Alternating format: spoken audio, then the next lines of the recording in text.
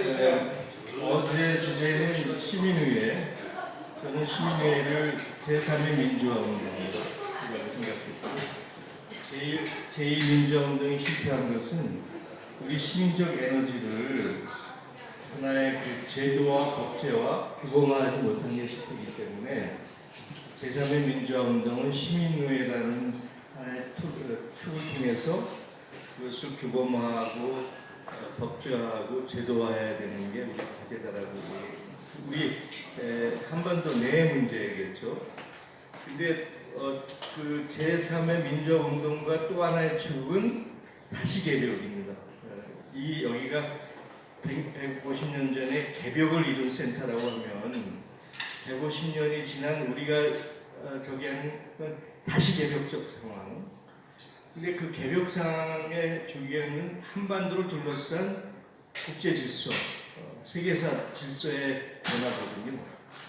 그래서 1600년 전에 동학이 발기했을 때는 수천 년을 지배했던 중화체제가 무너지고 그 집단 서방의 서세 동점에 의해서 급격히 무너지는 동아시아 질서 속에서 자강하는 오심즉 여심이라고 하는 거에서 시천주를 통해서 새로운 자각운동이라고 우리나라 군대운동의 시작이 됐고, 그것이 개벽이라고 한다면 160년이 지난 지금은 또 다른 세계 질서가 개편이 되면서 또 다른 개벽의 세상, 다시 개벽의 세상이 왔다라는 거에서 오늘은 그 다시 개벽의 그 격동의 국제 질서에 대해서 얘기를 합니다. 이 모티브는 레이 달리오라고 하는 그 세계 최고의 헤지펀드 브리지워터를 창립을 했던 레이 달리오가 한 4년 전에 The Changing World Order라는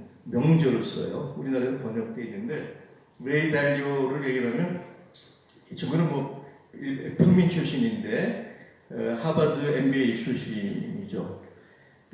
그런데 얘기는 생략하고 헤지펀드를 만들어서 2007년, 2008년 금융위기 때 저기 우리 유명한 타이거 펀드 누구예요? 조지 소로스로 쫄망하는데 급부상을 해서 세계 최대 헤지펀드로 등장한 친구입니다. 이 친구가 재밌는 게 자기 아들을 그 중학교를 북경에 가장 평범한 중학교에 입학을 시켜서 중국 생활을 하게 돼요. 그래서 아들이 중고등학교를 북경의 평범한 학교를 나오게 됐고요. 한 3, 4년 전에 은퇴를 해서 세계 70대 부자입니다. 재산이 한 100억 불 정도 되는데, 그걸 이제 그 사회 그 환원운동, 그래서 재단을 만들어서 환원운동을 하는 친구인데, 그래서 자기 아들을 중국에 보내고 하면서 중국 고위 친구가 굉장히 많은 친구를 갖고 있어요. 그래서 그 중국의 최고 지도부들하고는 격이 없이 만날 정도의 그런 위치에 있던 친구였고요. 그래서 한 4년 전에 저 체인징 월드라는 책을 썼는데, 시진핑이가 3년이 나면서 실망하고 또 자기 재단 때문에 일본에 중국에 투자했던 돈은 다 2년 전부터 빼기 시작해서 화제가 됐죠. 굉장히 지중파인데 중국에서 돈을 빼갖고 중국이 쫄망한다라고 하는 뉴스의 주인공이 됐던 그런 인물이기도 합니다. 레이 달리오가 하나의 그 제국, 패권국이 이루어지는 걸 18가지 조건을 통해서 그 흥망의 포물선을 해석한 게 있어요. 굉장히 유명한 그분입니다. 이 친구가 헤지펀드를 하는데 아주 슈퍼컴퓨터를 통해서 수백 개의 정보를 넣어서 상황을 분석합니다. 근데 이 친구 헤지펀드의 핵심은 지정학적인 조건이 굉장히 중요하기 때문에 지정학적인 분석을 아주 치밀하게 해요. 그래서 이 친구가 그 중에 대표적인 20몇 개의 키워드를 넣어가지고 2002년에 발표한 세계 국력을 지수화했는데, 그러니까 제국적 지수죠. 그러니까 1이 제일 큰 건데 2022년에 미국이 0.89, 중국이 0.76, 그다음에 유럽이 뭐 0.58, 일본하고 한국이 거의 같은 수준이에요. 그때만 해도 한국이 잘 나갔죠.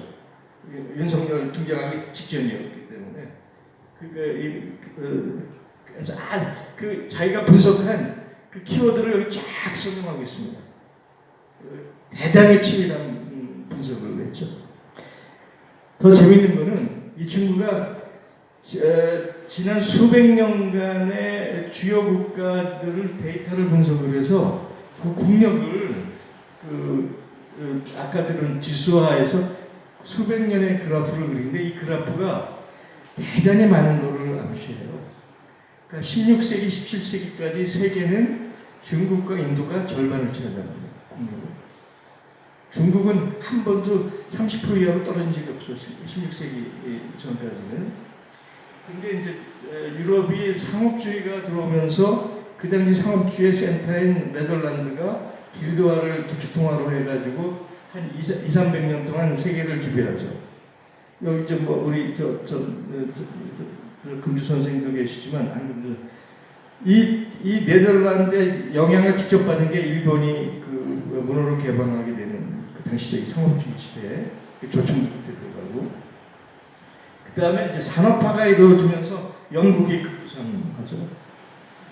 그래서 영국의 급부상에서 1차 대전 여기 그 그린 색깔은 전쟁식입니다. 영국이 크는데 1차 대전 나기 전에 이미 유럽이 열강 간의 갈등이 있으면서 영국은 이미 지기 시작하고 인류 역사상 가장 천혜의 국가인 미국이 생존하는데 네 가지 단계를 거칩니다.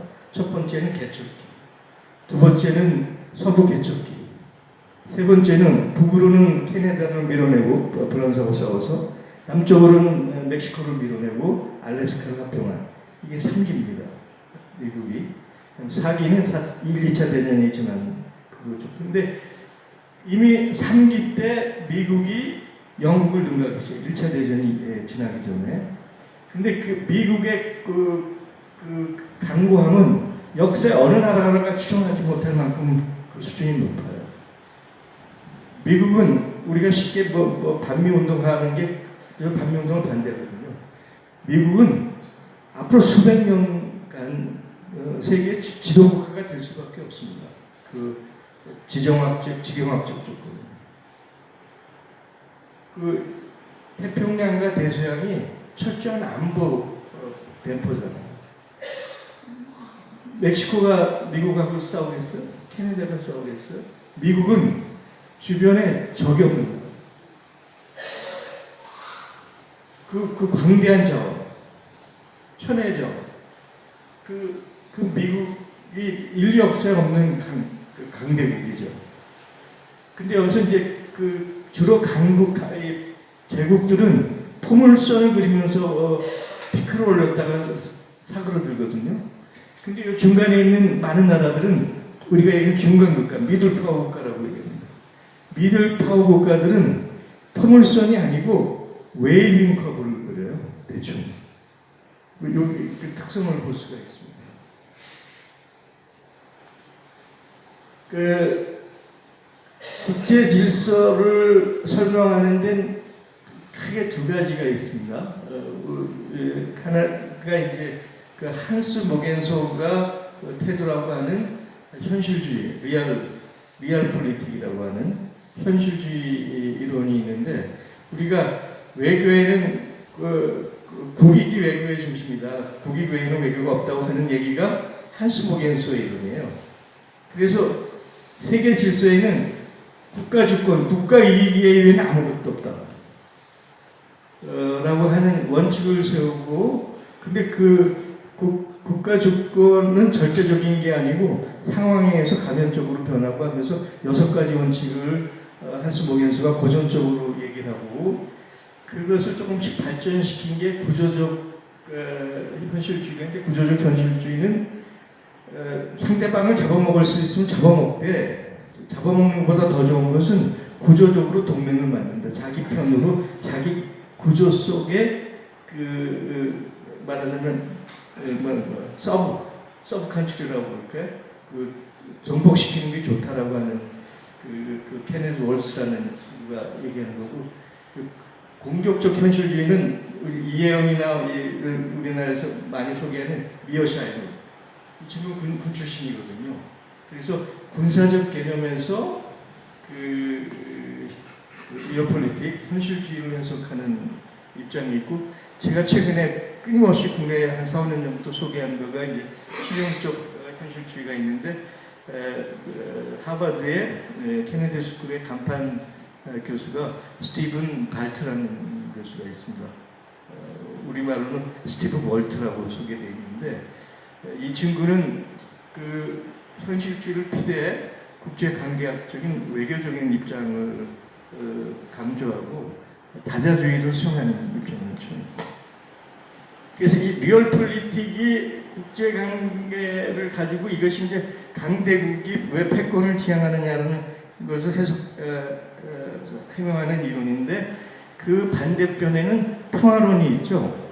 그 요한 갈퉁, 노르웨이 출신이고, 그래서 세계 평화에 항상 정의하면 노르웨이가 나오죠. 이 갈퉁 때문인데, 갈퉁의 평화론은 크게 세 가지로 나와요. 전쟁이 없는 게 평화가 아니다. 그 평화는 단순히 군사적 정치적인 것뿐만 아니라 사회 경제적, 문화적, 이념적, 역사적 조건에 의해서 형성된다고 주장해서 그 평화의 개념을 정치 군사적인 개념에서 우리 삶의 전 영역으로 그 시각을 넓혀주고 평화를 이루는 데는 3단계가 있다고 얘기합니다. 우선 그 갈등의 요인을 제거하는 게 1단계. 2단계는 그 갈등의 요소를 없애고 평화를 심는, 루팅하는, 플랜팅하는 게 2단계고, 세 번째는 그 평화의 조건을 확장하고 심화시키는, 그게 갈등의 이제 3단계 평화 이론이고, 최근에 우리나라도 이제 서울대 평화통일연구원인가요? 중심으로 평화학을 굉장히 강도 있게 공부하고 있습니다.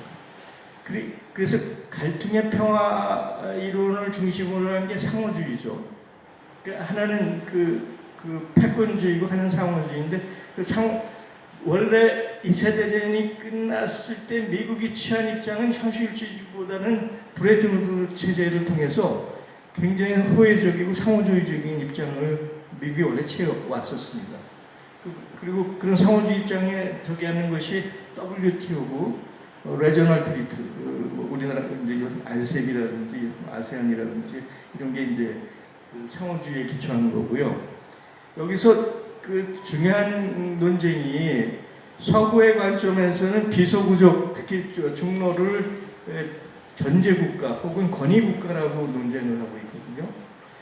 그래서 그 민주주의와 권위주의 논쟁이 있는데, 사실 이 뿌리는 그 사회계약론이 발달했던 18세기에 뿌리를 갖고 있습니다. 그때 그 우리가 홉스, 리바이든 얘기한 것은 소위 이제 왕정 중심의 얘기를 했고, 존 로크는 천부인권론으로 해서 개인적 자유주의를 주장하는 것에서, 루소는 기본적으로 우리가 일반 학계에서는 그렇게 하는데, 루소는 사회주의의 태도입니다.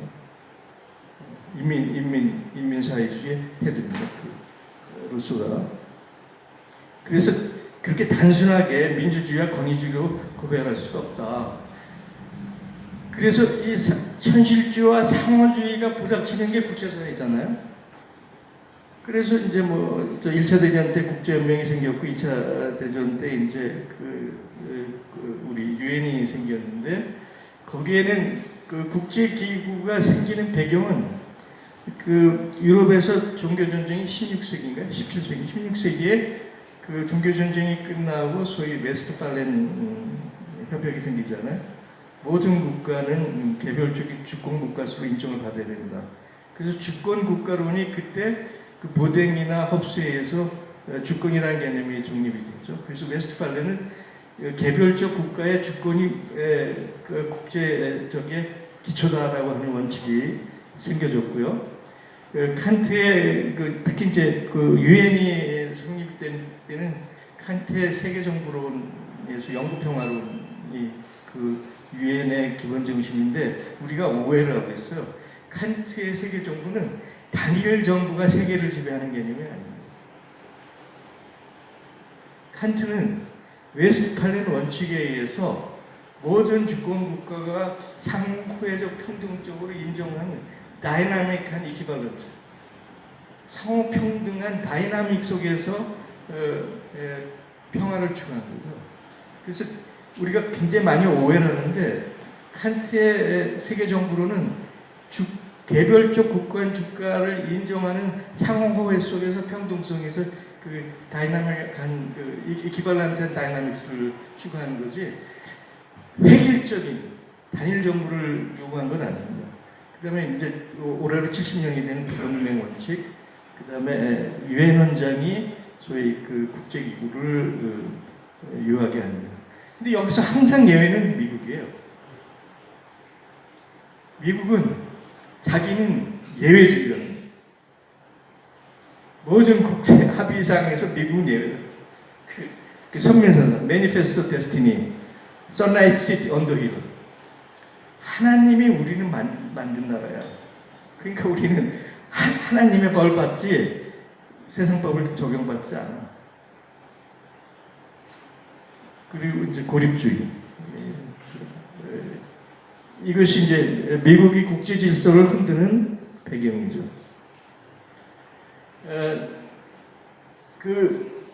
그래서 결국 국제 질서의 향방은 패권적, 헤게모니적 대결 체제냐, 상호 존중의 평화 체제냐의 이 갈등 속에서 국제 질서가 형성이 되는데 여기는 크게 두 개 내지는 세 개의 시어리가 있습니다. 하나는 헤게모니 스테빌리티 시어리.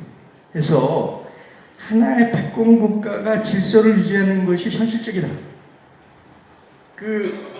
혹은 패권 국가 하나가 혹은 불편하다 하더라도 혹은 자기가 용납하기 없다 하더라도 세계의 기본적 질서와 평화를 위해서는 그런 동맹체제 혹은 패권체제를 유지하는 게 이롭다.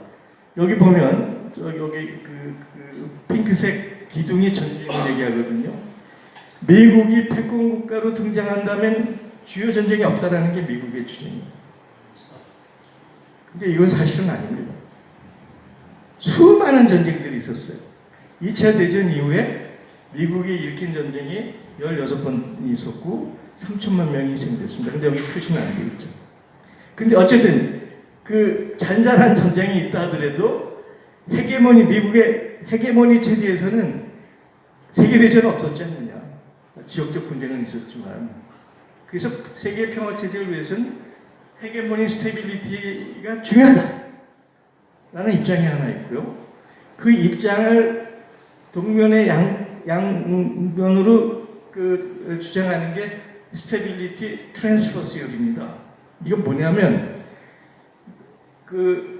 소위 자유주의, 민주주의를 기초로 한 미국과 집단 서방의 질서 체제가 무너지면 중국과 러시아가 지배하는 권위주의적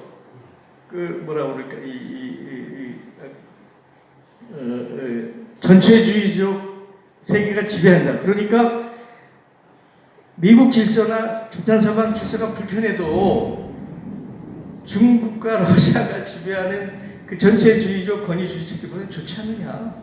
그러니까 수용해라 하는 그게 이제 그 헤게모니 트랜스퍼 시어리입니다. 그게 나중에 뭐 투키디데스 함정이라는 저기도 하고 이것이 그 패권적 동맹을 정당화하는 이론이라 한다면 그 반대 이론은 뮤트럴 멀티레터럴 시어리에서 MMT 다자적 다극적 체제를 해서 뭐 유엔이 됐든 지역 동맹을 통해든 다자적 기구를 통해서 아까 얘기했던 이 웨스트팔렌 원칙이라든지 칸트의 영국 평화론이 MMT에서 이루어진다라고 하는 것이 최근에 이제 푸틴과 시진핑이 주장하는 이론이죠.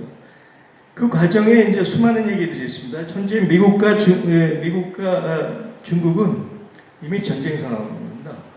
많은 사람들은 미국과 중국이 아직도 뭐 협상을 하고 저기 하고 있는데 2018년 이후에 미중 관계는 전쟁 상황입니다. 근데 그것이 과거 우리가 알고 있는 군사물리적 전쟁이 아니고 하이브리드 전쟁. 이미 미국은 국가안보 전략에서 중국을 어드버서리, 적으로 규정했습니다.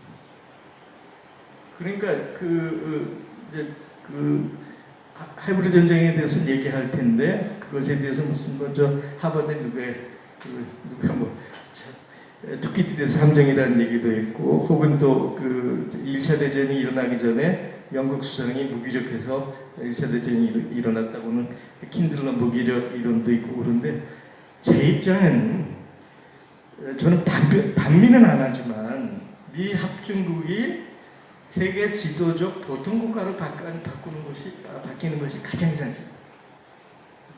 그래서 미국의 보통국가로 전환할 수 있는 가능성이 있느냐 하는 거 하나고요. 그 다음에 미국의 재무장관을 지냈고 하버드 총장까지 지낸 미국의 보수주의적이죠.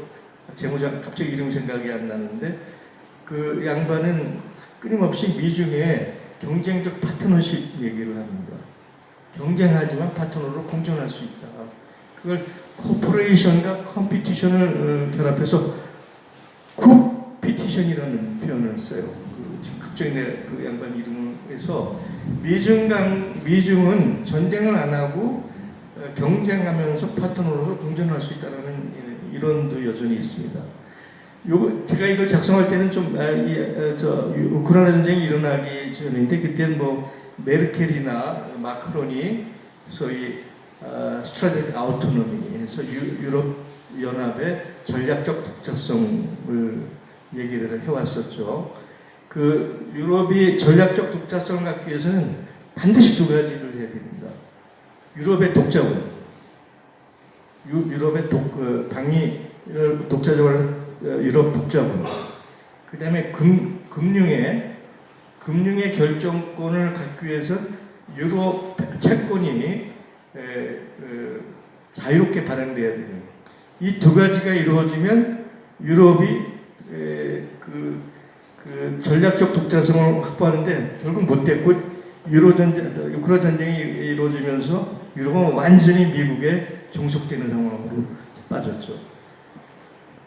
그다음 우크라이나 전쟁이 어떻게 되느냐가 이 국제 질서를 결정하는데 대단히 중요한 사항입니다.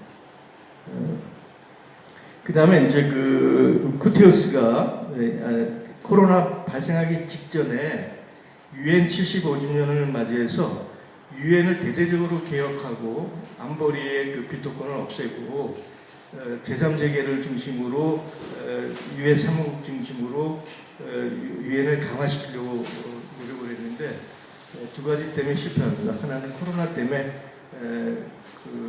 동력이 떨어졌고요.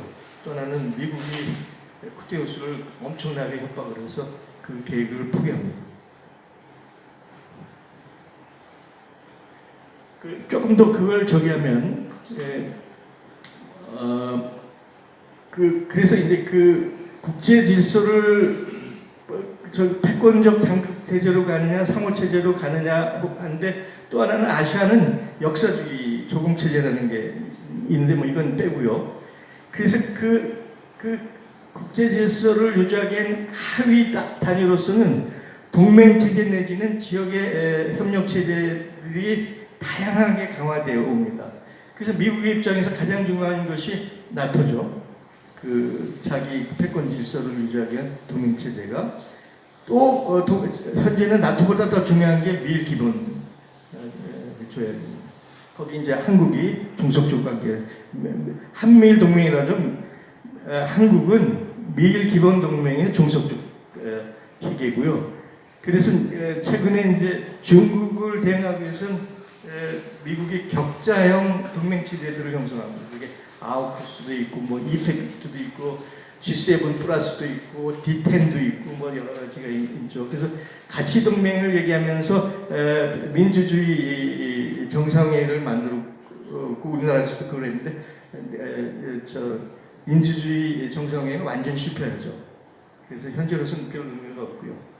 그 다음에 이제 산업기술동맹으로 해갖고 디카플링을 도입하는 배경을 이제 산업기술동맹, 이페프도 여전히 아직 뭐 작동이 안 되고 있는데, 그래서 미국은 그런 동맹 체제를 격자형으로 키워나가고 있는 반면에 그것을 빠져나가기 위한 그 중로의 협력은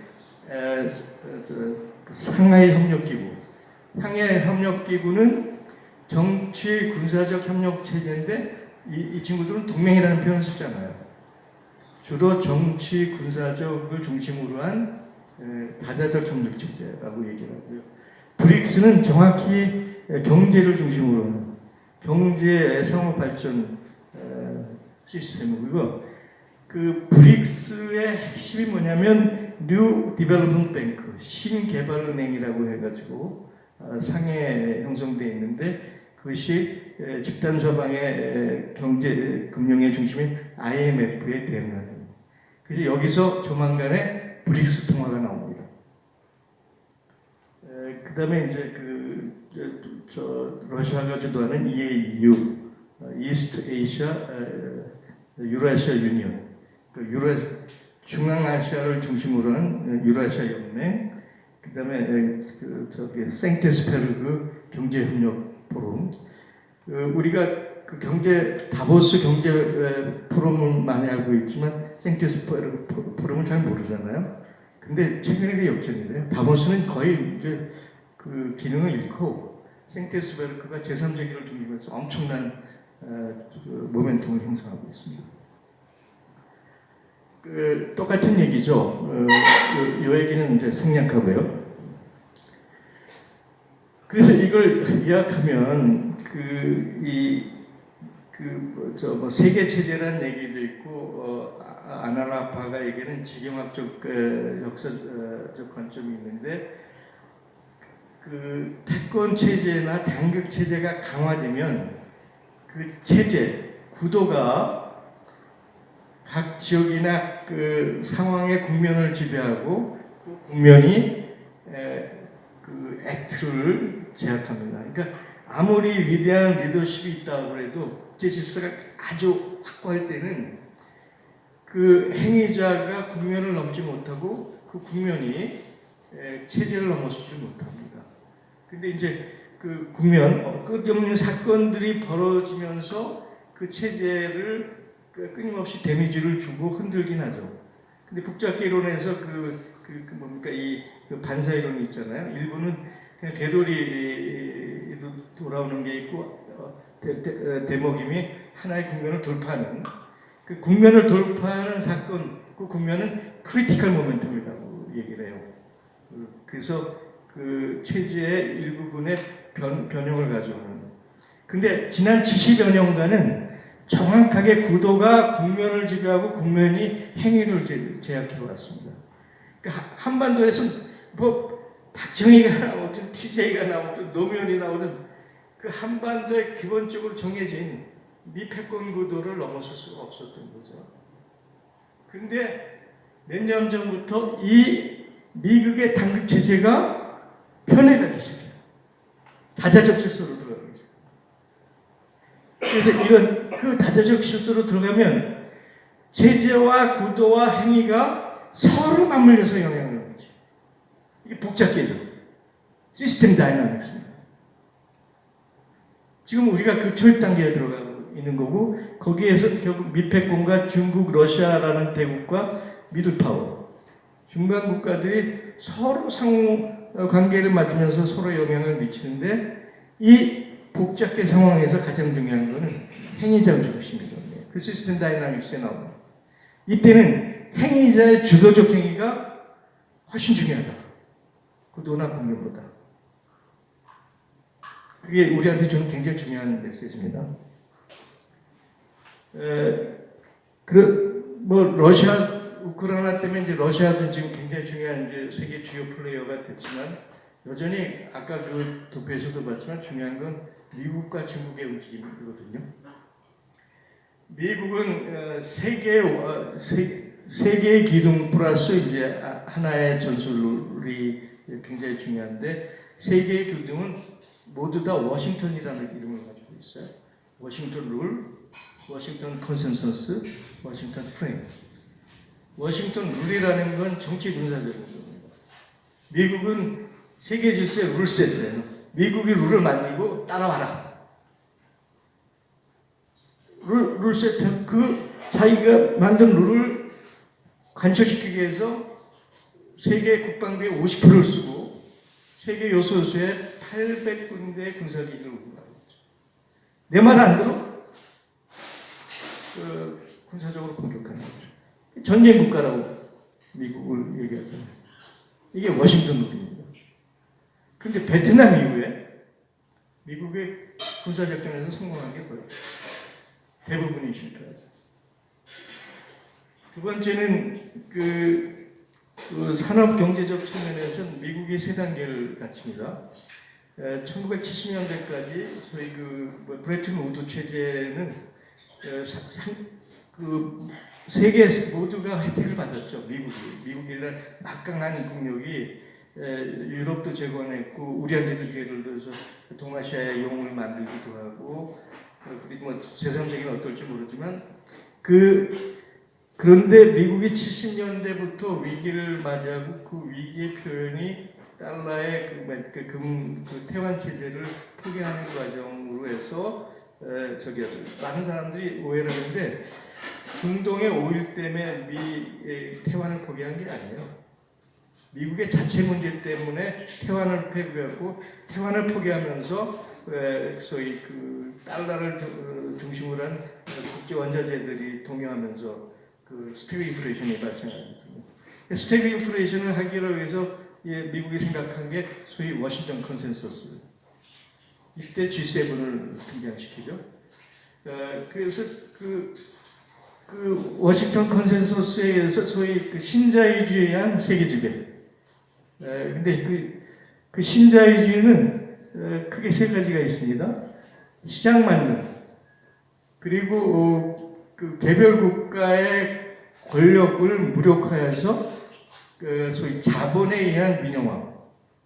그 다음에 자본이익을 러시트 바텀을 추진하면서 금융위기를 줍니다. 미국이 금융적으로 압도적인 경쟁력을 갖고 있기 때문에 이 세 가지 키워드.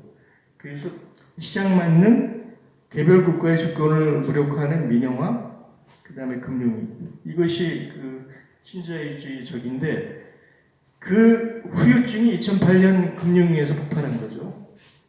그래서 그 금융위기가 중산층의 붕괴, 양극화, 기후위기에서는 세계적인 것뿐만 아니라 미국 내에서도 발등을 찍으면서 도널드 트럼프 같은 포퓰리스트가 등장하게 되는 배경이 되는 거죠.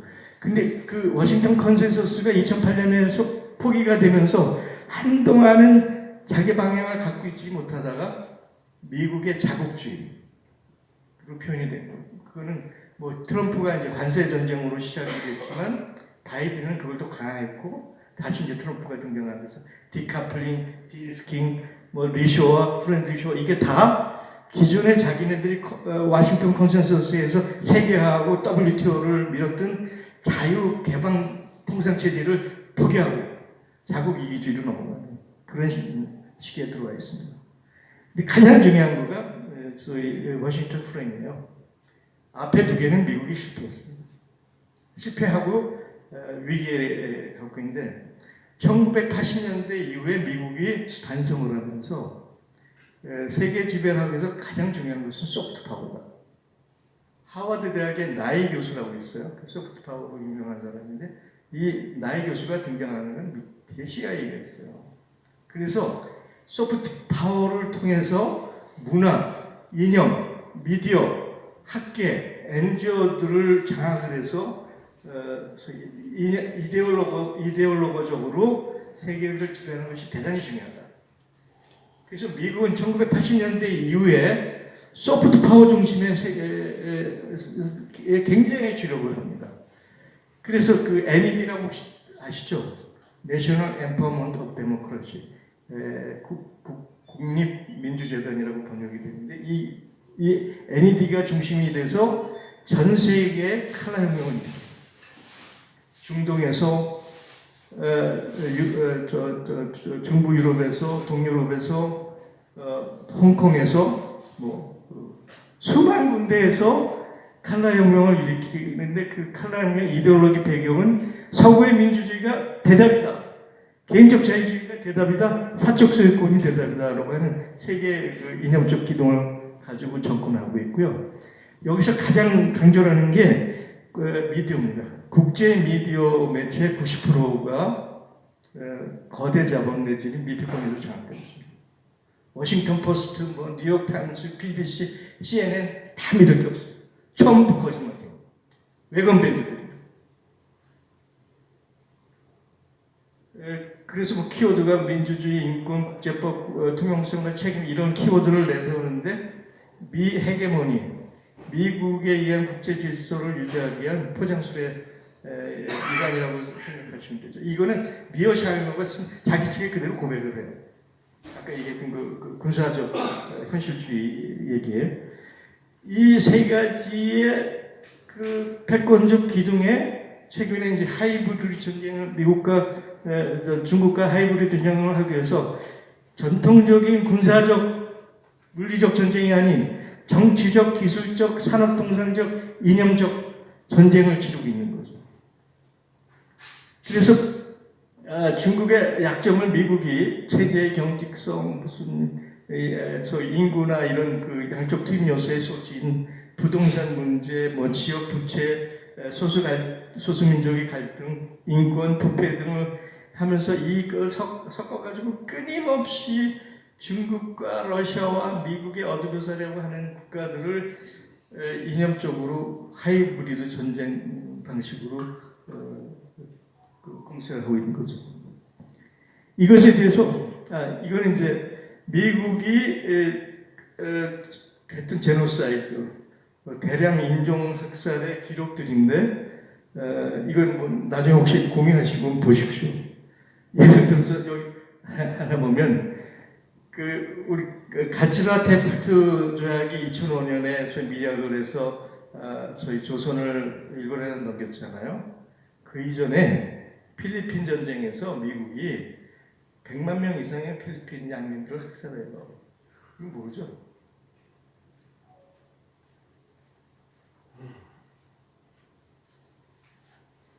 그 워싱턴 룰 그 군사적인 상황을 보는데 여기서 보면 800여 개의 군사기지가 있는데 우리가 알게 모르게 한국에 70개 개가 있습니다. 해외 군사기지의 거의 8%에서 10%가 한국에 있어요. 18만 명의 해외 주둔군이 있는데 우리가 거의 3만 명이 우리한테 있잖아요. 2000 몇 년인가요? 그 시진핑이가 집권하면서 오바마한테 신형 대국 이론을 얘기해요. 중국이 만든 컸으니 우리도 대국 대우로 해달라. 그래가지고 태평양 저쪽은 당신이 하고 태평양 이쪽은 우리 중국이 주도할 수 있게 해달라. 그때 오바마가 야마가 들어서 피보트 에이샤 전략을 하죠. 실제 이것도 보면 군사의 1차적 강조점은 동아시아에 있습니다. 데이터가 보이죠? 거의 미 군사력의 50%가 태평양에 집중되어 있습니다.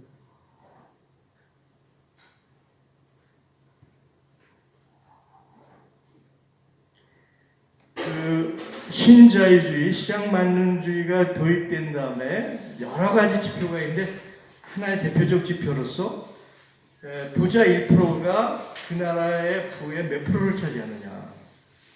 그 3, 40년 동안에 1%가 차지하는 부의 편중이 얼마나 극심하게 변해왔느냐 하는 거가 여기서 볼 수가 있는 거죠. 가장 심하게 저기한 게 미국이 신자유주의가 들어오면서 약 40년 동안 1%가 한 7, 8%만 갖고 있던 게 22%까지 올라갑니다. 그 사이에. 근데 미국보다 더 심한 나라가 있어요. 어딜 것 같아요? 한국이 이 기간 동안에 1%가 가지고 있는 부의 편중도가 미국을 능가합니다. 여기서 이제 많은 걸 볼 수 있는데 영미 국가들 신자유주의를 도입한 나라들이 그 집중도가 굉장히 강해지는데 우리 생각을 배반하는 나라가 독일이에요. 독일도 부의 집중도가 굉장히 심해지고 있습니다. 오히려 프랑스나 일본이나 이쪽은 아주 그 사회주의, 그 사회적 평등을 강고하게 지켜오고 있습니다. 또 하나는 밑달러의 기축통화. 원래 기축통화는 세 가지 기능을 가져요. 부를 측정하는 측정의 단위로서의 기축통화. 그 다음에 부를 축적하는 축적의 수단으로서의 그 수단. 그 다음에 무역이나 통상의 결제 수단으로서. 이게 3대 기축통화의 기능이라고 얘기하는데, 그러니까 기축통화는 그 세 개의 기능을 충실하게 할 때 기축통화죠. 그렇죠? 근데 미국은 그 기축통화국으로 1980년대까지는 정말 잘해왔죠. 근데 80년이 지나면서 소위 T-Neighbor Poverty는 근린 국가 궁핍화 정책을 통해서 미국의 이익을 위해서 기축통화인 달러의 이자율이나 그 금융통화 정책을 통해서 미국의 이익을 위해서 주변 국가들을 국립화하는 수많은 그 범죄, 금융 범죄 행위들을 벌여옵니다. 그 대표적인 게 남미, 아르헨티나 같은 경우는 철저하게 미국이라는 달러에 종속이 돼서 망한 나라예요. 그래서 고비마다 미국의 기축통화라는 저기에서 그게 그러니까 세계 경제의 그 자기 기능, 그 상호적 말하면 그 중립적 기능을 갖는 게 아니라 끊임없이 미국의 관점에서 미국의 이익에 의해서 그 기축통화를 운영하면서 다른 나라에 엄청난 충격을 주는 사건들이 반복적으로 벌어져 오는 거죠.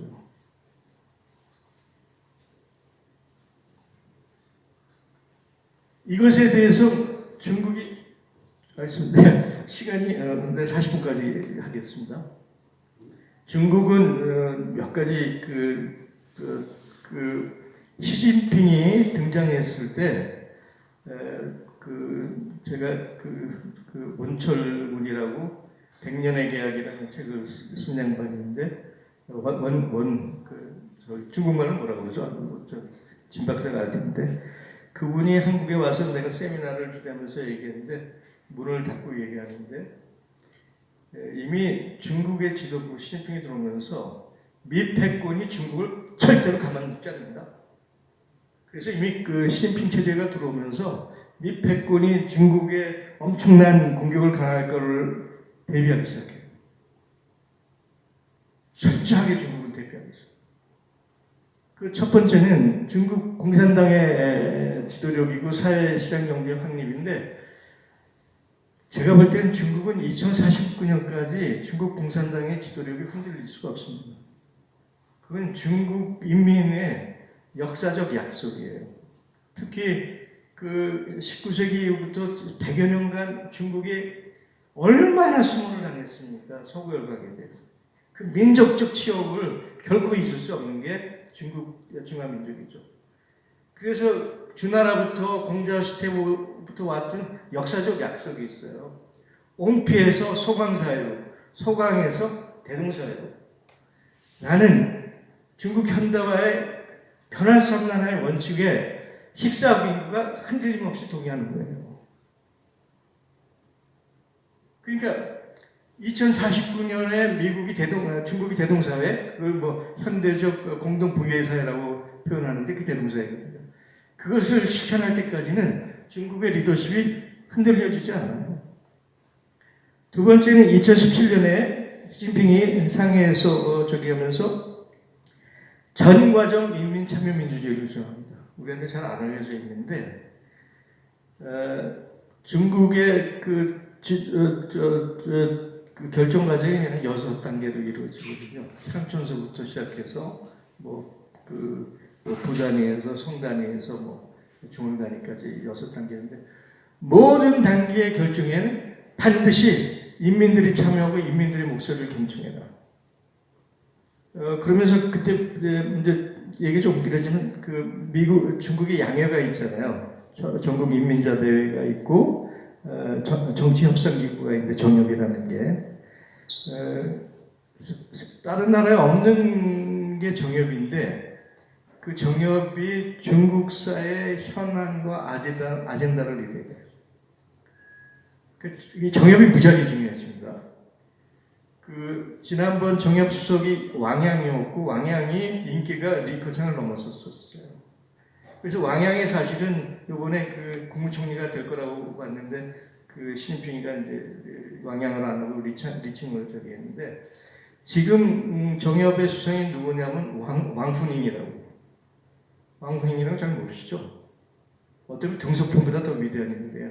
나이가 55년 나보다 한 살 아래인데 얘기가 길어지니까 얘기를 못하는데 그 정협을 통해서 중국사의 현안의 아젠다 세팅을 하고 중국을 주도해 가거든요. 서구 민주주의가 따라갈 수 없는 그 정치 시스템이에요. 저는 굉장히 훌륭한 정치 시스템이라고 봅니다. 대외 원칙 아까 얘기했던 반동이고 등소평이가 이제 복원해서 중국이 유엔에 가입할 때 중국을 대표해서 대표연설을 가죠. 유엔에. 그때 등소평이 서요. 중국은 제3세계를 제3세계에 속하고 제3세계를 위해서 제3세계를 대표한다. 굉장히 유명한 선언이고 며칠 전에 시진핑이 똑같은 얘기를 해요. 중국은 제3세계다. 그 다음에 이제 그 아까 얘기했던 다자주의 메스트팔렌 유엔 헌장을 준수한다. 이게 중국의 내외 정책이고요. 하이브리드 전쟁에서 핵심은 과학기술입니다. 과학기술. 그러니까 미래에 누가 국제질서의 주도권을 가지나 과학기술이죠. 근데 최근에 네이처에서 발표한 세계 혁신 역량 기구 우선순위를 발표했는데 혹시 보셨어요? 맞습니다. 1에서 10위 중에 7군데가 중국이에요. 미국이 2군데밖에 없습니다. 불란산. 이미 중국은 과학기술에 전반적인 혁신 체제로 들어가 있습니다.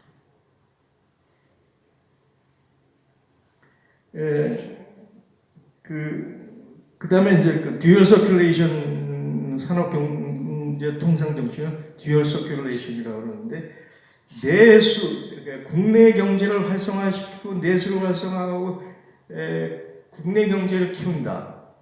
해가지고 중국의 GDP 대비 내수 시장이 10년 전에는 45%밖에 안 됐는데 지금은 55% 수준으로 올라와 있어요.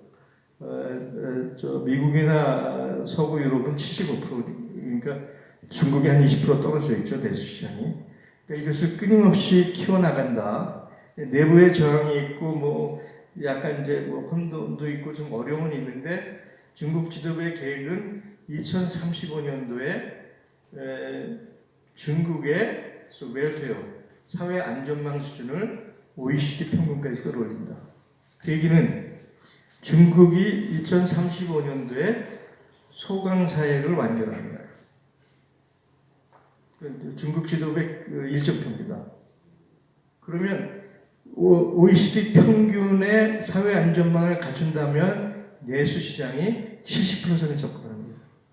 그게 이제 그 듀얼 서큘레이션의 국내 정책이고 그러면서 동시에 개방 정책을 가속화한다.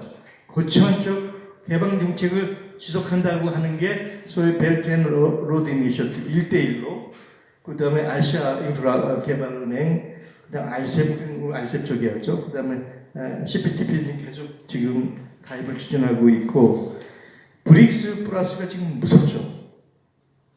브릭스 플러스가 굉장히 무섭죠. 이건 조금 더 다시 얘기합니다. 그 다음에 놀라운 게 중국이 미국이 얘기하는 너희는 그 전체주의 국가야 권위주의 국가야라고 비판하는데 그동안은 방어적이었는데 몇 년 전부터 공세적 전환. 우리가 진짜 민주주의야. 중국이. 황당하죠? 중국은 우리가 하는 게 진짜 민주주의야. 인민민주주의야. 라고 주장하기 시작합니다. 그러면서 그 서방 너희는 인디비주얼리즘과 사적 재산권과 사적 선택권을 강조하지만 우리는 생명권을 가장 중요해. 생태권을 중요시 해. 생활권, 인민발전권을 중시해. 그리고 개인주의와 선택권을 고려하더라. 이게 중국이 여기 하면서 그 인민대 충양연구소라고 있는데 충양연구소 개건연구원의 반은 서구에서 온 사람들, 서구에서 내노라하게 활동한 사람들이 개건연구원 여기서 미국의 민주주의를 비판하는 10개 조항을 얘기하고 있습니다. 너희는 민주주의가 아니야, 미국은. 라고 비판하는 거를 2년 전에 발표합니다.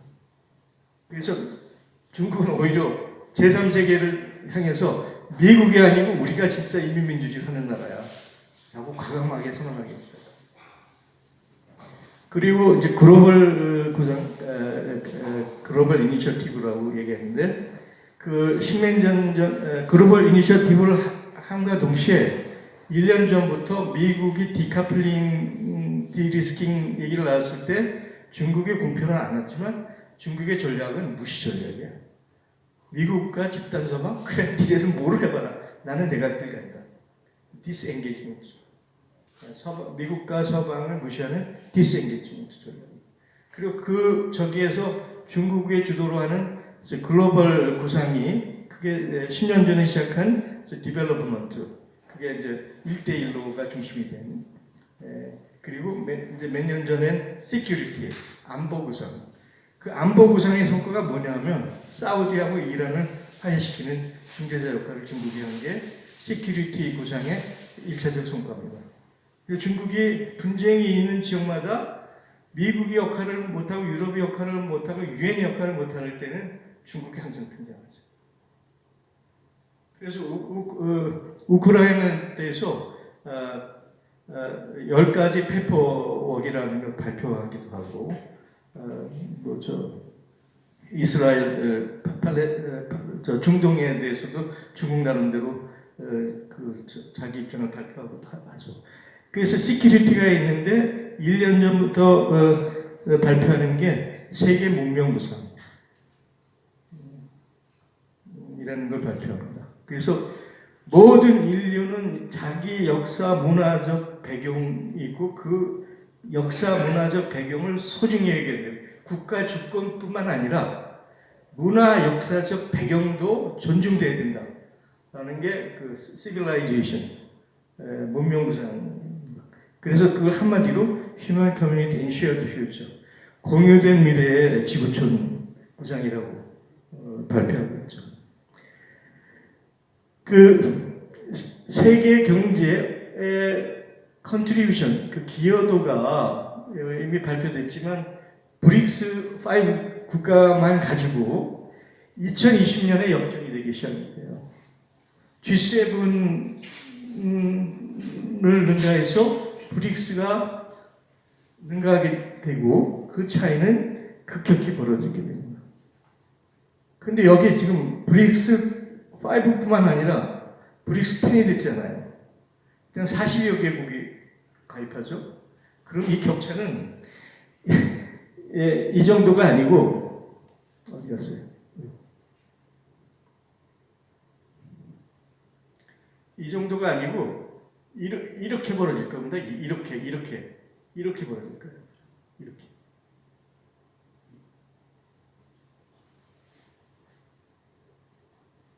이게 IMF인가요? IMF가 블룸버그하고 해서 앞으로 5년간 세계 경제에 누가 얼마만큼 기여하느냐는 것을 대량적으로 발표한 건데 명확해요.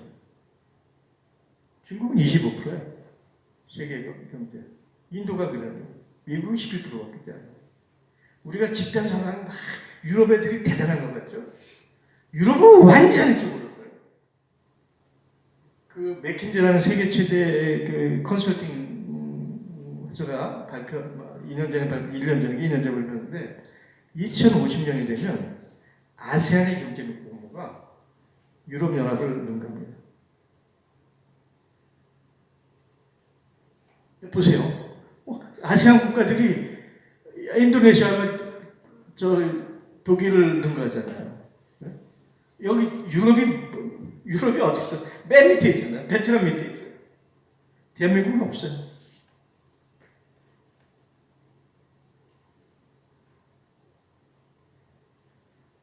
핵이 굉장히 중요하죠. 그 스타트 3에서 러시아하고 미국이 전략핵 핵탄두를 제약했잖아요. 5,000개 정도로. 그다음에 실전에 배치하는 건 1,500개로 제약을 했는데 이게 2022년 정도, 21년에 러시아가 여전히 제일 많고 미국 해갖고 이제 북한이 한 50개를 가지고 있는 걸로 있는데 이 핵 얘기를 왜 하느냐? 미국이 대단히 고약해요. 미국이 2014년, 15년부터 스마트 뉴크, 미니 뉴크 전략을 해가지고 이 5,000개 탄두라는 그다음에 실전에 배치는 1,500개라는 한계를 인정하는데 그것을 초현대화하는 그 소위 초현대화 프로그램에 1조 달러를 집행을 합니다. 그래서 그 탄두를 초강력 서지컬 타켓이라고 합니다.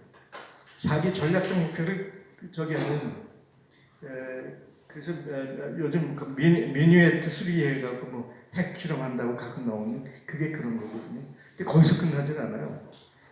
그러니까 전략핵만 그러는 게 아니고 열화폭탄 미만의 이게 원자폭탄인지 아닌지도 모르는 미니 폭탄이라는 걸 원자력을 해가지고 원자폭탄인데 원자폭탄이 아닌 것처럼 위장해서 무기를 개발하고 있어요. 그래서 나중에 우크라이나 전쟁을 얘기하겠지만 우크라이나 전쟁은 지금 일방적입니다. 러시아의 일방적인데 미국이 지금 그 핵을 맞이잡거든요. 그리고 최근에 1조 달러가 부족해가지고 그걸 2조 달러로 늘리는 협상 내부 논의라고 했습니다. 그래서 21세기 핵전쟁이 일어나면 또다시 미국의 핵전쟁이 일어납니다. 그런데 북한이 북러 협상을 했고 하노이 회담을 끝나면서 핵에 매진하고 있잖아요. 핵을 갖고 있는 근본적인 목적은 매드라고 그럽니다. 상호 확증 파괴. 핵이 갖고 있으면 핵의 보복 능력이 상대방한테 아주 엄청난 타격을 갖고 있으니까 핵을 갖고 있는 나라는 함부로 못 들어가는 거죠. 그런데 북한이 매드 상호 확증 전략을 갖기 위해서는 40-50기 갖고 안 돼요. 군사 전문가들 200기에서 250기를 해요. 그래서 북한은 상호 확증적 전략, 자기 방어 전략을 위해서 250기까지 핵무기를 강화할 겁니다. 세계 군사력 순위를 보면 미국과 러시아가 거의 같아요.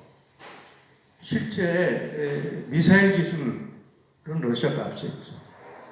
지금 마하 20 이상이 넘는 내 이름 잘 모르겠는 다양한 미사일 기술은 러시아가 압도하고 있습니다. 그 다음에 곧바로 붙어서 중국이 따라붙죠. 중국의 전략은 2A 전략이라고 합니다. 접근 금지 지역 방어 개념이라고 하는데 중국은 제1도련선, 제2도련선이라는 개념이 있어요. 대만을 중심으로 해서 방어하는 것이 제1도련선. 그다음에 일본 괌으로 해가지고 필리핀까지 크게 친 것을 제2도리우선이라고 그러는데 최근에 중국의 군사력은 제2도리우선까지 미국을 압도합니다.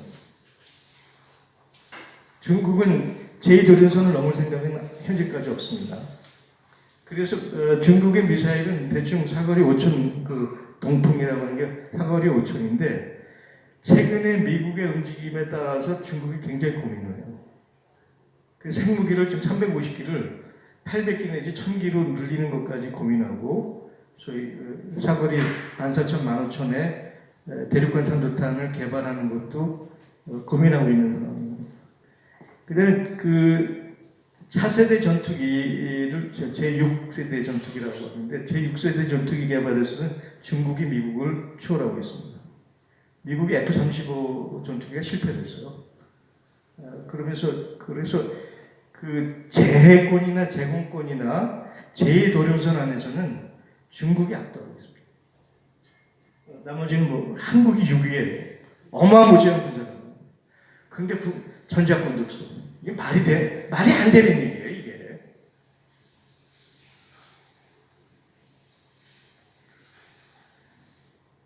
이건 뭐 그냥 쭉 보십시오. 이거 여기도 하나하나 뭐 엄청난 얘기들을 해야 되는데 제가 이 얘기를 제가 5분 10분 안에 끝내야 되니까 이 얘기를 다 못하고요. 군사적인 저기도 있는데 여러분들이 제일 관심 있어 하는 우크라이나 전쟁 얘기를 하겠습니다. 현재 우크라이나 전쟁의 정확한 팩트는 뭐냐? 우크라이나 군이 얼마나 죽었냐? 최소 50만, 최소 60만이 사망했습니다. 100만 이상이 부상당해서, 그것도 중상으로. 그래서 우크라이나 측의 피해는 사상자가 150만에서 160만. 그래서 우크라이나는 젊은 층이 사라졌어요. 우크라이나 전쟁에 투입되는 우크라이나 군인의 평균 연령이 얼마인지 아세요? 40몇 살이에요. 비극적. 그걸 미트그라인드. 육신을 가는 전쟁. 희생시키는. 거기에 대해서 러시아 희생은 얼마냐? 밝히진 않는데 3만에서 5만이 사망한 걸로 되어 있고 약 20만 정도가 부상을 당한 걸로 되어 있어요. 5대1 내지 10대 1입니다. 그 상황이. 근데 러시아는 정규군을 거의 투입하지 않았어요. 지난번 여기 또 뭐죠? 그 무슨 용군 있잖아요. 갑자기 이름이 생각이 안 나는데 바그너 용병이 제일 희생을 당했고 그 다음에 돈바스 지역의 지역군, 친러 지역 방위군들이 희생을 당했고 그 다음에 뭐 제수들을 동원하는 체첸 용병을 투입하다니 실제 러시아는 정규군을 10% 정도밖에 투입하지 않았습니다. 현재까지. 그럼에도 불구하고 일방적인 전쟁이 진행되고 있습니다. 유럽이 지금 이제 분열되기 시작하죠. 이미 독일이 내년에는 우크라이나 지원 저기를 반으로 줄이겠다. 이제 트럼프가 되면 중단하겠다. 그런데 많은 그 나토나 그 서방 지도자들이 러시아가 우크라이나 넘어서 유럽을 침략할 거냐. 미오샤이모가 분명히 아까 군사적 현실주의자 지금 세계 현존하는 최고의 군사 전략가죠. 러시아는 유럽에 관심이 없다. 우크라이나는 러시아를 방어하기엔 댐프협정이지. 그리고 민스크 협약 9가지가 있어요. 그 심플합니다. 러시아 안보를 위협하지 말라는 거야, 한마디로. 그걸 이행을 안 했기 때문에 우크라이나 전쟁이 일어난 거예요. 그래서 우크라이나 전쟁이 일어난 거에는 그 배경이 가깝게에서 멀리까지 한 5가지가 있는데 첫 번째는 우크라이나의 친러 친서방간 사실은 우크라이나 전쟁의 발단이 2022년 2월 28일인가 24일인가 러시아의 군사특별작전이 아닙니다. 2014년에 있던 유럽 마이단 쿠데타가 우크라이나 전쟁의 발단이에요. 근데 그때 러시아는 서방을 상대해서 전쟁할 준비가 되지 않았어요. 그래서 군사 요충지인 크리미아 반도만 합병하고 러시아로 병합을 했죠. 그러면서 그 민스크 협약이라는 걸 합니다. 그래서 평화협정을. 그런데 그때 독일과 프랑스가 그거를 인정해주는 정치협약, 민스크 정치협약이라고 해요. 거기서 휴전했어요. 그래서 푸틴 좋다. 그러면 여기서 휴전하고 평화를 유지하자. 근데 그것을 무시하는 것이 미국이죠. 물론 이제 그 이전에 나토 동진이 계속되어 왔는데 그 친러의 우크라이나 정권을 동원해서 끊임없이 돈바스를 집속탄 같은 걸로 공격을 해서 지난 몇 년 동안 14,000명이 있었어요. 14,000명. 그리고 2022년 1, 2월 달에 러시아와 벨라루스가 군사합동 작전을 하는데 미국이 부추겨서 이미 미국은 러시아를 아작내기로 작전. 그러니까 랜드 보고서가 2022년도에 러시아 전략을 만들어요. 러시아를 다시는 유럽을 넘보지 못하는 무력 국가로 무기력한 국가로 나누고 가능하면 푸틴을 퇴진시키고 러시아를 찢어 밝히자. 그 랜드 보고서의 기본 전략이고 그걸 바이든이 채택한 거죠. 그래서 그 전쟁을 유도한 겁니다. 2022년 우크라이나 군사특별작전. 근데 푸틴은 그때까지도 넘어갈 생각이 없었어요. 근데 미국이 젤렌스키를 통해서 군사작전을 하고 있는데 또 돈바스에서 폭탄을 8,000여 발을 그냥 까는 거예요. 푸틴이 제발 좀 하지 마. 말을 안 들으니까 그냥 치고 들어간 거예요. 그게 2022년 군사특별작전입니다. 그러니까 제가 1번, 2번, 3번 다 얘기했습니다. 그래서 우크라이나 전쟁의 가장 근본적인 것은 나토의 동진이죠. 그리고 미국의 전략, 러시아 전략입니다. 근데 그 뒤에 역사적 배경이 있어요. 루소포니아. 집단 서방과 미국은 러시아를 미국이 북한을 보듯이 악마화. 러시아는 타협하고 함께 할 수 없는 악마의 제국이다. 악마의 적이다 해서 러시아는 이 땅에서 사라져야 됩니다. 그게 수백 년 독일이든 프랑스든 영국이든 유럽 전체 역사, 문화, 예술까지 지배를 해요. 러시아를 유럽에서 몰아내야 돼요. 이 땅에서 몰아내야 돼요. 그리고 마지막으로 천년전쟁이라고 합니다. 천년전쟁 얘기 혹시 아세요? 모르시죠? 종교전쟁. 바티칸과 러시아 종교. 그때는 그리스 종교예요. 사단은 십자군 전쟁 제3차 전쟁에 성상 파괴라는 게 있어요. 들어보셨어요? 잘 모르시죠? 십자군 전쟁이 일어나고 좋은데 당시 콘스탄티노플의 대성당은 바티칸을 훨씬 능가하게 어마무지하게 봐요. 마치 중국의 원명원이 베르사유를 능가하는 엄청나게 발휘했듯이 금은보화로 가득 찬 대성전이었거든요. 십자군에 같이 와서 같은 캐톨릭인데 같은 믿음의 대상인데 그 성상을 파괴하고 완전히 약탈해요. 그때부터 그리스 정교와 바티칸은 앙숙이 돼요. 그게 천년의 배경이었고 사실은 그 프란체스코 교황이 하면서 그걸 하야하려고 러시아 정교 대주교 카겔인가 그렇죠? 만나서 화해를 해요. 그 화해를 하는데 러시아 우크라이나 전쟁, 러시아와 집단 유럽과의 전쟁은 그렇게 간단한 게 아니었다. 그런 역사적, 종교적, 이념적인 거, 그 다음에 그 문화적인 거, 그 다음에 나토의 문제, 그 다음에 그 우크라이나 내의 친유럽 세력 간의 갈등, 이런 것들이 복합적으로 작동했는데, 그럼 전망은 뭐냐? 아까 전에 러시아 일방적 상황. 아마 트럼프가 당선이 되면 푸틴의 조건을 거의 뭐 스크린 없이 수용하면서 휴전하든가, 그죠?